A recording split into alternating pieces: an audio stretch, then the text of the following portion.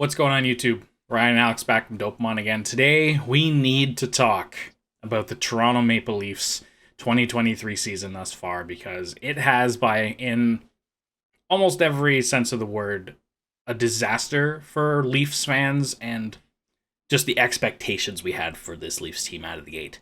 And we're here to talk about a couple things, what we think some of the problems might be, potential fixes, just a little bit of a kind of a ranty video on why the Toronto Maple Leafs are terrible.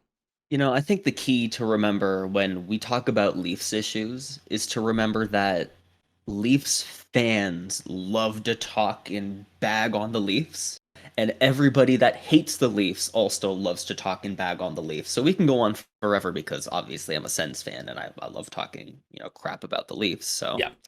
But the first 9, 10 games so far have not gone as expected.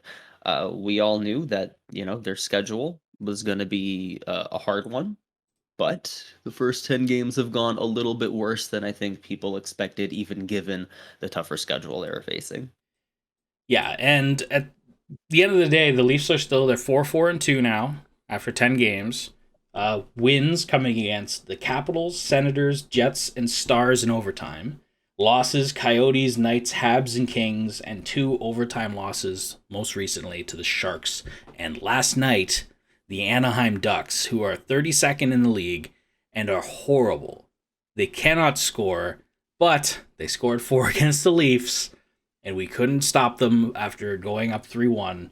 And there's there's a lot of stink. There's a lot of stink on that last game, and Mhm. we're here to talk about a couple things that are going wrong.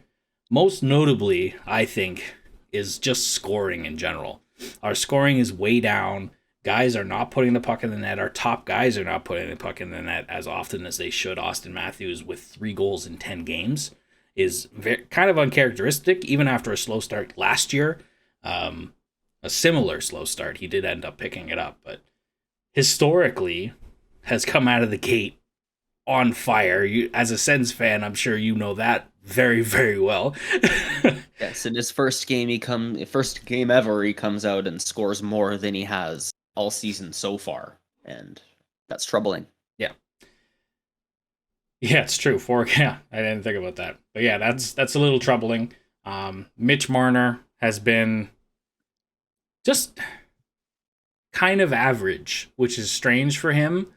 He's still putting up point. Like, it's funny, we're all saying this, and I'm gonna jump over to this screen here now, and John Tavares is a point per game. We can talk about Willie is a point per game. Mitch is 9 and 10. Austin is 8 and 10. Like, our top guys are still putting up points, but like there's just not enough, and I don't know why that is from this group. They've been mixing lines like crazy and trying to figure out the right mix, and I just don't know where they're gonna go at this point. Hey, you talked about Marner and that Anaheim game, and that was a stinker for him. He had turnovers that led to goals, plural. That's rough. He was pissed off all game. He yelled at teammate Justin Hall. Hall did turn over the puck. It's right to get mad, but of all players on the team, Marner was not the guy to get upset and yell at a teammate for a turnover that he is just as guilty for. And he threw a tantrum Yeah. and missed a few shifts, or 1 or 2 shifts, right? Yeah, he was benched for a couple shifts, and as a result, went down the tunnel and kind of took his anger out on, on a stick, which in itself is fine, but context matters here, I think. And I've seen a lot of people on Twitter saying, "Oh, people smash their sticks in the NHL all the time." Well, it's not quite the same. People smash their sticks, because they missed a goal or they're just kind of frustrated at how the game is going, not because they were benched for a shift by their coach and they're angry. It's a Hmm. completely different thing that we're talking about versus a guy missing an empty net and smashing a stick on the crossbar versus a I guy kind of remember throwing a tantrum. I remember Chris Kreider smashing a tablet after Zibanejad was watching a shot that he missed. It said, "Screw the replay, focus on this." That's when you smash Yeah, something. For Marner, it was a tantrum. And I think that the person to deal with it is Sheldon Keefe, and I don't think Keefe made the right decision even letting him back in the game. If you were watching, Marner was all tunnel vision on the puck. He was not focused at all after his shot in overtime. He had one shot that looked like he was swinging a golf club. He was all desperation, and he got nothing out of it, and he just didn't look good even after that emotion. Usually, a guy breaks a stick, gets back out there, and has you got to let that out, and a coach has to kind of manage that emotion, and I don't think he did. I think Keefe made a few mistakes in that third period.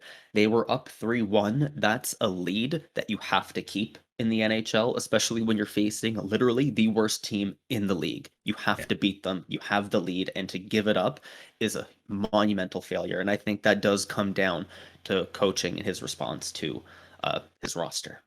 Yeah, and I was to quote another Crazy Leafs fan and Steve Dangle. I watched his LFR today, and he used the terms Keefe blinked first, in the sense that they were up 3-1 and he benches Marner, and as soon as it's tied, Marner's back out there again.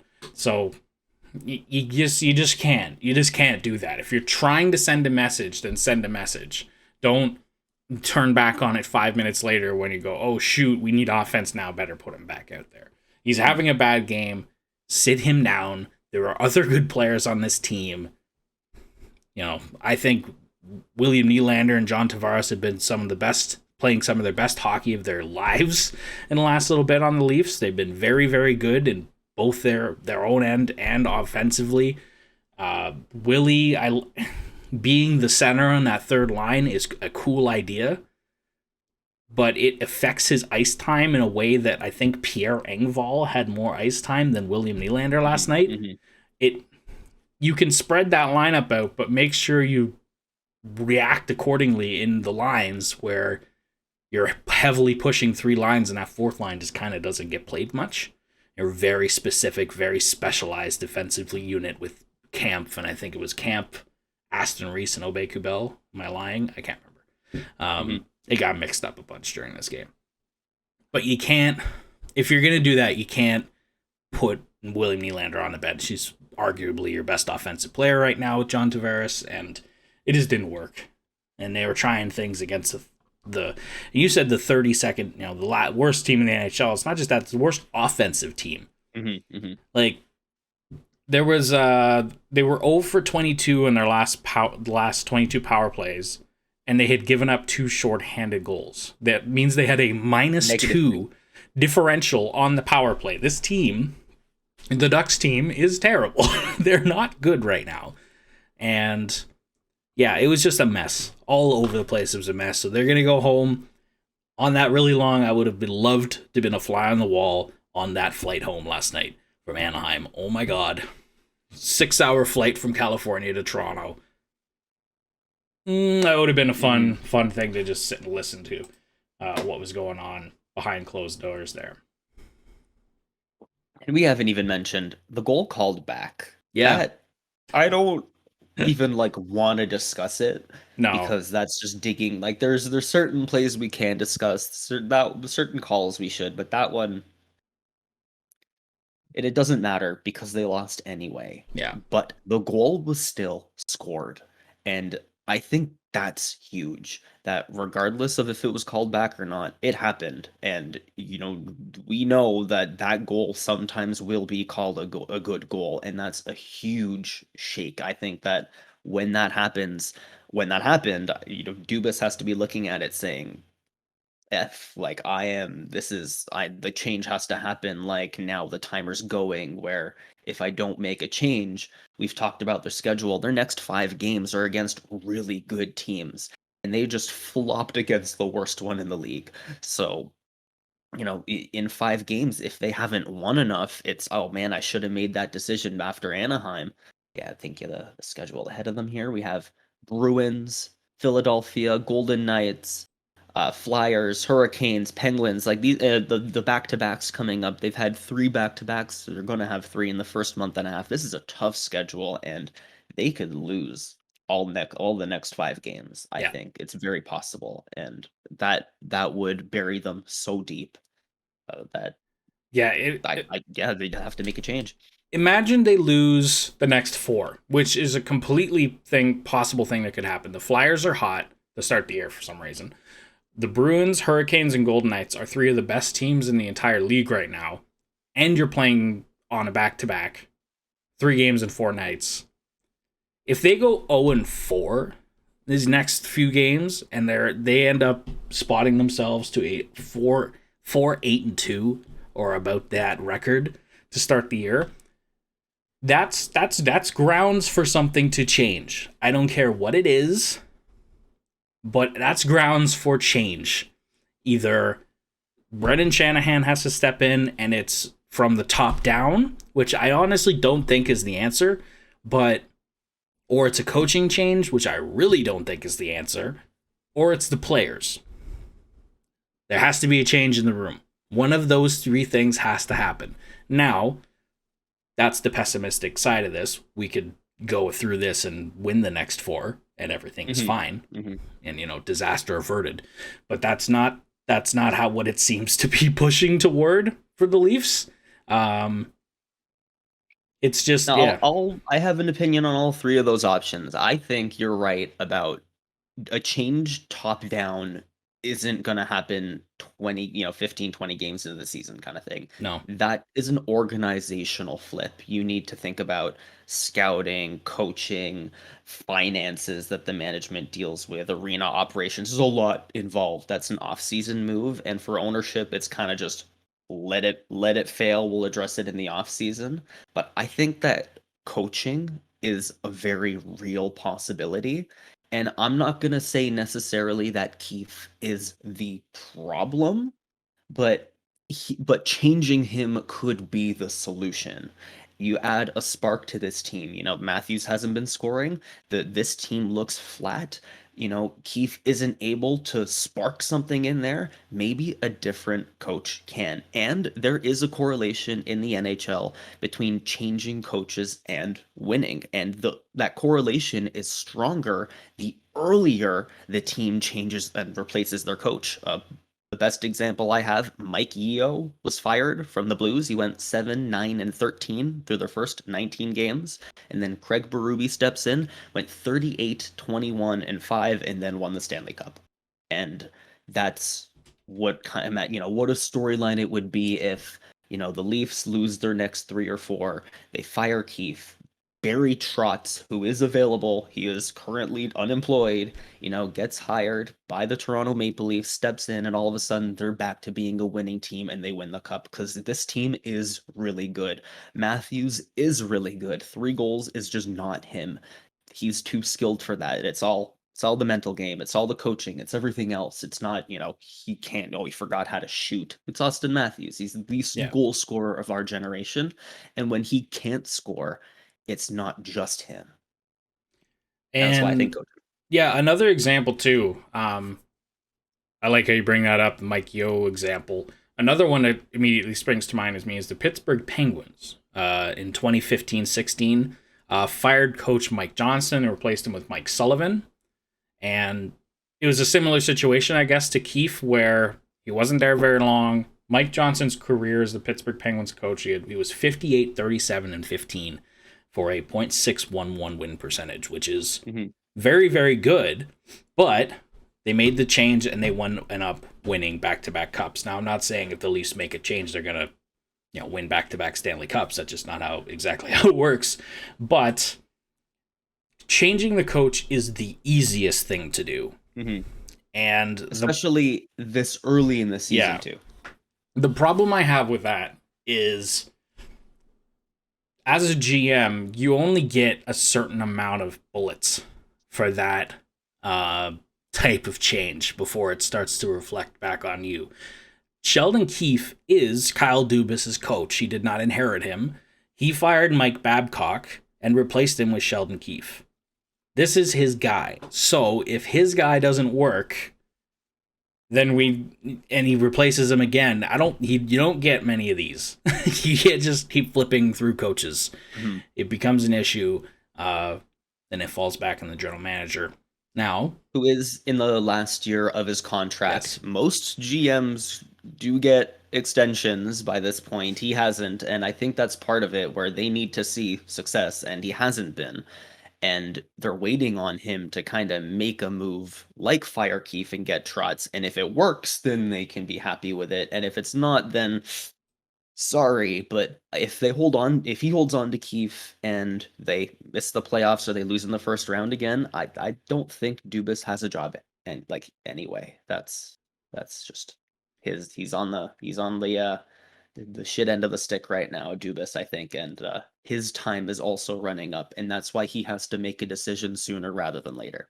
Yeah, absolutely. And we can talk about the third option, which is making a trade, and generally a pretty significant one, something to shake Mhm, up the mhm. room a little bit, something that would have the same effect as firing, replacing a coach would, to shake up the group, not trade for a fourth liner or depth defenseman, like trade a big piece for a big piece in either a Mhm. hockey trade or some sort of personnel flip. What do you think about the people right now who are saying they should trade Mitch Marner, William Nylander? There are people out there who want Morgan Riley to be traded. What do you think about those I options? Morgan Riley has been rather ineffective defensively, but he is a very consistent offensive producer that with when paired with the right guy makes up for it as a solid top 4, top 2 option. I think trading him is a possibility, and I think that decision should have been made last year. Yeah, And they said we're going to keep him the contract. They kind of, missed their chance to really get the full value on him too. I don't think trading him out makes their D better by any means on their kind of return they can get. I do like Marner. I think he's a great player. Like you said earlier, he's been average, but I think that the Leafs could still get good value on him. I think he might be potentially a trade. If someone proposes a trade involving Marner, I would, if I were, Dubas, at least give it some thought. it's tough the way this team is structured, and the way it is structured, I would consider Mitch to be the guy I would trade. Hmm. Um, People say they'd trade JT. I don't know if that's. I agree with that. There's a maybe there's an age factor that's involved in that, but Mitch just seems like the guy that I would want to turn into more players. And this is Hmm. very armchair GME, but if you can trade Mitch Marner for 2 to 3 pieces, even if they're kind of average good to good players on either your forward or defense, and it kind of stretches out that group a little bit more, I think that is something the Leafs should explore. I'm not saying that Mitch is a bad player. That trade will hurt the Leafs in the short Hmm. term if they do that. I don't want them to do that. I want Mitch to find his swagger again. He seems to be lacking a lot of confidence right now in a player that has historically had confidence issues. He needs to figure it out. He's at the age now. He's 25 years old. He's not a kid. He's in his prime. He needs to figure out what makes what gets him to that level every time, and he needs to do it every single time because he's not being paid like a guy who has, you know, who can, only be very good 50 games of the year. He has to be good in 82 games. So I That's a don't lot of know. money. If they can clear $10.6 million, it doesn't matter what cap situation your team is in, you can make more moves and add to your team. That's a lot of money. I don't, we talked about it before, Marner for Chikrin and pieces. I think that's, when this early in the season, there aren't many options available, especially not many top D available. Ethan Bear just got traded for a fifth. I think that would have been a good experiment for Toronto. I don't think it would have been the solution though. I think Chikrin could put pressure on Riley, put pressure on Sandin to be elite. And like Tampa won 2 cups having an elite left side D with Hedman, Sergachev, and McDonough. McDonough. Thank you very much.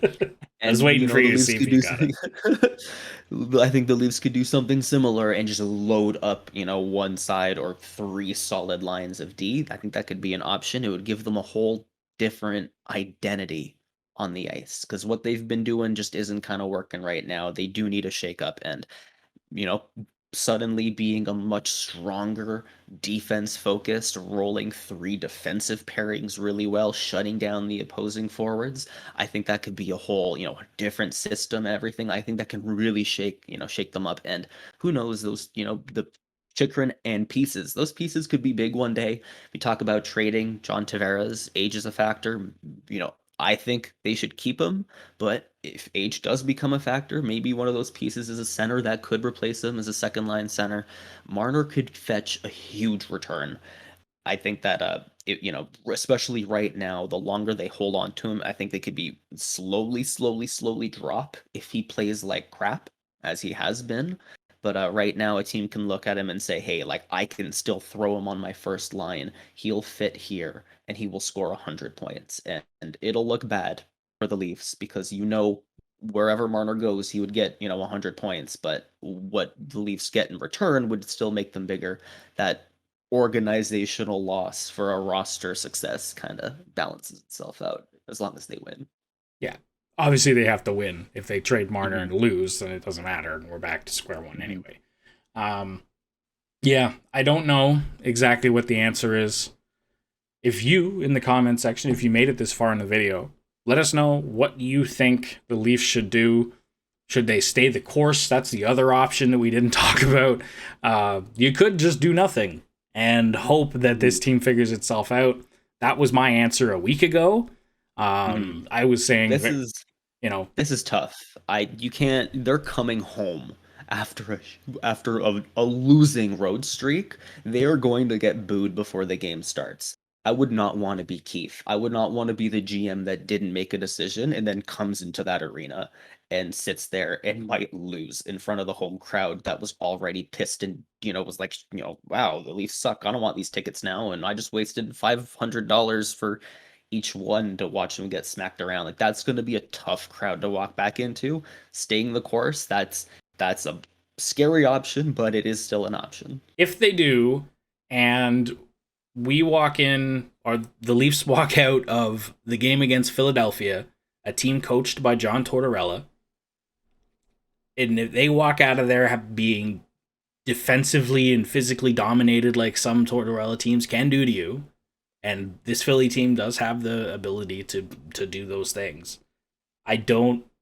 I mean, is game 11 in a season a must-win game? This is like as much as a must-win game as you can get early in the season. Coming up for the Leafs on Wednesday, and if they lose that game, then they have to contend with a back-to-back with Boston and Carolina, and they're gonna get if they get beat by Boston, and then like I'm just worst case scenarioing it. If we get beat by Boston, and then or maybe we blow a lead to Boston, that would be worst case scenario. Again, Carolina, and then we get shut out by Freddie.